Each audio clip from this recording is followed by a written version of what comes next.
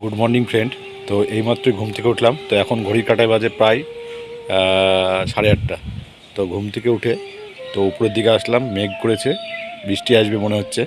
তো চলো আজকে উপরে ছাদ বাগানটা তোমাদের একটু দেখাই, দিয়ে নিচে যাব, নিচে কি টিফিন করছি না করছি সব কিছু তোমাদের দেখাবো। ফণি চাপা গাছটা, যে গাছটা ভেঙে গেছিলো, তো এই গাছটার আবার এখান থেকে পাতা বেরিয়েছে, কুশি বেরিয়েছে, দেখেছো গাছটা কত সুন্দর হয়েছে। আর এখানে গাঁদা গাছগুলো লাগানো হয়েছে, এবছরের নতুন, গতবারকার বিছন। আর ওই যে ফণি চাপার যে ডালটা ভেঙে গেছিলো এখানে লাগিয়েছি, এটাও বেরোচ্ছে কুশি, এই যে। আর এই যে স্থলবদ্ধ ফুল, এই গাছটাও বেশ বড় হয়ে গেছে, দেখেছো এই যে কত বড় হয়ে গেছে। আর এই যে কাঞ্চন গাছটাও বড় হয়ে গেছে, অনেক দিন ছাদে আসা হয়নি। এই যে গাঁদা গাছগুলো হয়েছে।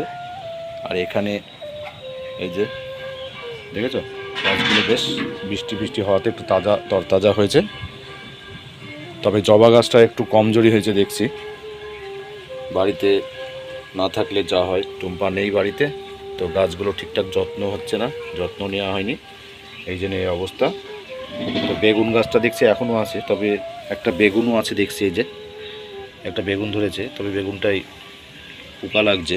গাছগুলো এখনও মোটামুটি ঠিক আছে। এখন একটু নিচে যাব, নিচে গিয়ে কি ব্রেকফাস্ট করছি না করছি সব কিছু তোমাদের দেখাবো। মা বললো উপর থেকে ফ্রিজ থেকে টক দই আর মিষ্টি নিয়ে আয়, তো আমি উপরে এসেছি, তো চলো বার করে নিই। এই যে মিষ্টি এখনও পুরাইনি, দেখেছো, এই দেখো মিষ্টি, এখানে মিষ্টি, এই যে টক দই, এই টক দইটা নেব, এই যে টক দইটা নিলাম, আর এই যে মিষ্টি নেব, নিয়ে পুজোর বাসন বার করছো নাকি? এই যে লক্ষ্মী পুজোর আয়োজন, বাসন বার করা চলছে। তো কি দেবা খেতে?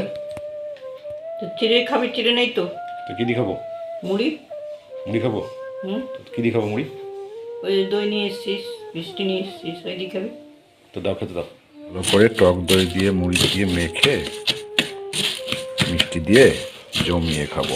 মিষ্টি ভেঙে নিয়েছি, মিষ্টি দিয়ে ভালো করে মাখবো, মেখে এই দাও।